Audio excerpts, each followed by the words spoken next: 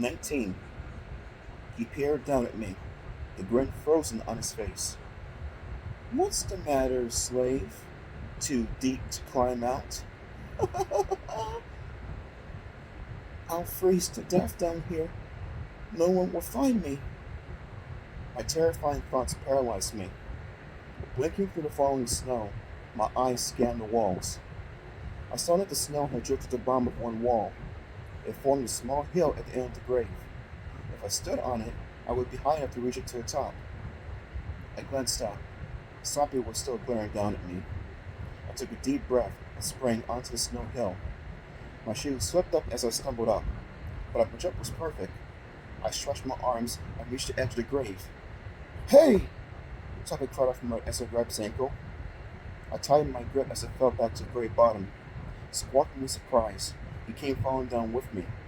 As he came down, his big wooden head hit a rock at the top of the grave. I heard a loud crack! The sound of cracking wood. Slappy went silent. He landed on top of me. I scrambled to push him away. I waited for him to stand up and face me, but he didn't move. His eyes were shut. His legs were tangled. His mouth hung open. Get up! I shouted. Get up! I grabbed him by the shoulders and shook him. Look what you did to us! I screamed. Look where we are!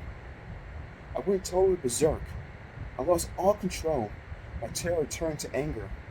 I kept shaking him as hard as I could and screaming at the top of my lungs. We're going to freeze down here, and it's all your fault, you stupid dummy! Look what you've done to us! Slappy didn't resist. He didn't open his eyes. Didn't try to fight me. His arms and legs bounced lifelessly as I shook him. I tossed him to the floor of the grave. I could see a jagged line, a crack, where his head had hit the side of the grave. I bent him over, hands gripping my waist, wheezing hard, struggling to catch my breath, struggling to get over my panic. The dummy remained still. The eyes stayed shut. I gave him a soft shove with my shoe. He didn't react at all. Dead, I said out loud. Slappy is dead. Without thinking, I grabbed the dummy and placed him on top of the snow hill at the end of the grave. Thanks for the boost, Slappy, I said. I climbed on him, reached up, grabbed the side of the grave, and pulled myself out. With a loud groan, I picked up a huge armful of dirt and snow from the pile inside the open grave, and I heaved it down into the hole. Then I saw a shovel on the ground across from me. I grabbed it and began to shovel dirt and snow over Slappy. Yes, I was burying him. I had to make sure that evil thing wouldn't hurt anyone else. I shoveled till my arms ached. I didn't stop until Slappy was completely covered, buried under at least 3 feet of dirt. Now I was sweating despite the cold. My dirt-smeared hands trembled. My breath came out in loud wheezes. I hurried home. The garage door still hung wide open. I darted inside and crept into the house through the side door. No lights anywhere. The house was totally dark. My parents are sound sleepers. They once slept through an earthquake. I was sure I could get back to my room and they'd never know I'd been out. My shoes were leaving wet spots on the floor.